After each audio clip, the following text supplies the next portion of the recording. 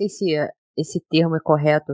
É correto eu falar que é possível prevenir lesão? Se não, qual seria um termo melhor, né, para isso? E se é possível você evitar, por exemplo, acredito que sim, se é possível você evitar e como evitar, por exemplo, uma lesão por estresse? O termo prevenção, eu acho que ele é um termo, do ponto de vista técnico, ele é muito bom para a gente que está mais familiarizado. Mas para passar a mensagem do que é prevenção, eu não acho que é um termo bom. Talvez minimização de risco, contenção de risco, redução de risco seja algo mais apropriado e mais fácil de a gente compreender. Uma definição de prevenção, ela tem 3 pontos principais. Então, muitas vezes, quando você pergunta para uma pessoa o que é prevenção, ela vai te falar que prevenção é evitar que algo ocorra. Mas, do ponto de vista de saúde, a gente tem outras 2 possibilidades que caracterizam algo que é dito preventivo. Então, eu posso evitar que algo ocorra, eu posso fazer com que algo ocorra numa frequência menor, e aí eu posso continuar falando que eu estou fazendo prevenção, ou mesmo se essas 2 condições não forem satisfeitas, se ao menos eu reduzir a gravidade da situação, uma vez que ela ocorreu, eu posso falar que eu estou prevenindo também. Então, talvez um exemplo prático e bem atual para a gente é a questão da vacina. Então, o pessoal fala da eficácia da vacina. Então, a vacina ela vai prevenir que você pegue? Vai. Ela tem uma capacidade de prevenir que você pegue o coronavírus, por exemplo. Mas a maior eficácia dela, o maior efeito que ela tem é para reduzir a probabilidade que você tenha um caso grave. Então, ela vai reduzir a gravidade da doença. Então, esses 3 tópicos que caracterizam a prevenção. Ótimo. E aí, assim, é possível prevenir? É possível prevenir.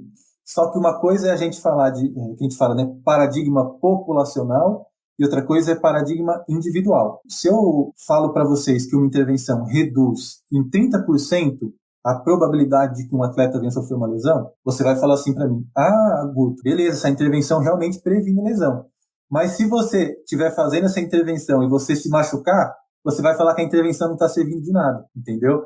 Então, muitas vezes, quando você testa o efeito preventivo de alguma coisa, você testa em um grupo de pessoas. Você alcança ali um efeito de reduzir a probabilidade de que um membro desse grupo sofra lesão. Mais uma vez que um membro sofre, se essa pessoa for você, provavelmente você vai falar que essa intervenção não funciona de nada. Depende se você está no 30 ou no 70, né? É isso aí. As causas das lesões também vêm mudando? O entendimento das causas, né? Como a gente entende as causas, vem mudando ao longo do tempo? Eu imagino que também sim. Vem sim, assim, a gente teve até uma mudança de paradigma recente, né, para entender essas lesões, porque desde o início a gente já entendia que as lesões nesse contexto de atividade física, de esporte, elas eram multifatoriais, ou seja, tem muitos fatores que podem contribuir para que a lesão ocorra, mas muitas vezes por uma questão ali, eu acho que de viés de formação dos profissionais, cada um acaba estudando aquelas possíveis causas que estão relacionadas à sua formação. Então, por exemplo, o fisioterapeuta ou o profissional de educação física vão buscar fatores relacionados ao sistema músculo-esquelético, por exemplo. Se você fala de um psicólogo, ele vai buscar fatores relacionados ao comportamento do atleta. Então, um nutricionista vai buscar explicações ali mais relacionadas à alimentação, nutrição, por exemplo. E acaba que muitas vezes a gente não tem a visão do todo. Hoje, pelo paradigma vigente para entender essas lesões no esporte, a gente acaba tendo uma visão um pouco mais multidimensional e a gente entende que fatores de diferentes naturezas podem influenciar ali o risco de o atleta vir a sofrer uma lesão. Vamos lá. O que a gente pensava? A gente pensava, então deixa eu entender, ver se eu entendi. A gente pensava de forma mais isolada e hoje a gente tem a oportunidade de juntar mais esses fatores, é isso?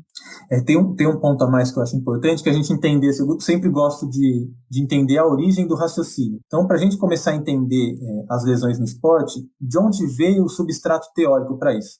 Ele veio da medicina, num contexto do século XVIII, XIX, onde se estudava principalmente doenças infecto-contagiosas. Para esse tipo de doença, eu tenho uma relação de causa e efeito muito forte entre um único fator, que é ali o agente etiológico da infecção, uma bactéria, por exemplo, e o desenvolvimento da doença. Só que quando eu começo a extrapolar esses métodos de avaliação para coisas um pouco mais complexas, como, por exemplo, doença crônica, diabetes, hipertensão, pressão alta, ou mesmo as lesões no esporte, eu vejo que eu não consigo colocar um único fator como aquele fator que explicaria a ocorrência da doença ou da lesão. E a gente acaba migrando para explicações ali multifatoriais.